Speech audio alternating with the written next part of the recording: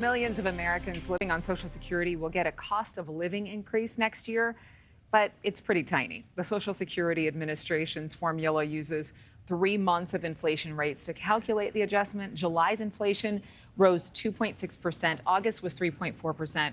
And economists are predicting similar numbers for September when they're released this month. Let's bring in Chad Mullen, Director of Financial Security for AARP. Let's make this the most interesting conversation about a meager $55 a month, or is it $55? Yeah, $55 a month that we've ever had.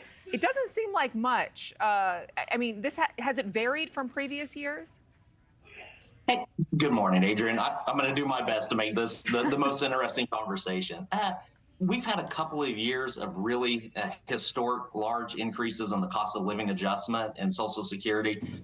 And by comparison, even though this is still one of the larger ones in history, it's going to feel much smaller than it has in the past. As you know, $55, as you stated, is what we're expecting. About 3.2% are what economists are predicting when that adjustment comes out in a few weeks. But right now, it sounds modest, but inflation is still out there. Folks are still feeling the sting when they're purchasing groceries or filling up their car with gas. So it's important. Every dollar counts right now. Right. I mean, we saw inflation at record numbers earlier this year, and then we had the interest rate hikes that changed the game for a lot of borrowers. But I mean, this is a time when a lot of seniors could actually still be feeling the pain of when we were at 7 and 8% inflation a few months ago. So is this fair? I mean, is the administration just doing what they normally do? Are they taking into consideration the fact that so many people are going into this next year hurting? It's interesting how the cost of living adjustment is calculated. It takes a look at a number of purchases throughout the economy, wages, a variety of things, calculates that in and tries to best estimate, what those actual dollars amount. But I think to your point, this year, a lot of folks definitely aren't necessarily going to feel like it's maybe covering it, but Social Security is so important. That cost of living adjustment really keeps and helps from that benefit from being eroded over time. And for many Americans, that's so important because, in fact, about 42% of Americans rely on Social Security for about half of their monthly income. And for 1 in 5 Americans, it's nearly all their income. So certainly, I think a lot of people are going to be concerned that maybe this adjustment isn't necessarily keeping up with pace.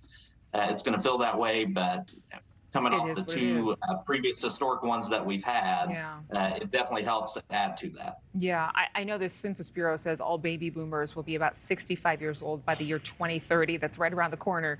Do you know if the Social Security Administration is coming up with a plan to keep up with a growing aging population? Adrienne, you make a great point. We have about 10,000 Americans retiring every day right now in America. The agency that handles Social Security, their huge increase in their customer service demand. Unfortunately, their budget really hasn't kept pace at all, not even remotely close. And we hear that from our members all the time. 35, 40-minute hold times just to get through to the agency, a couple hundred days to get a decision on a disability claim, a few hundred more if you want to appeal it.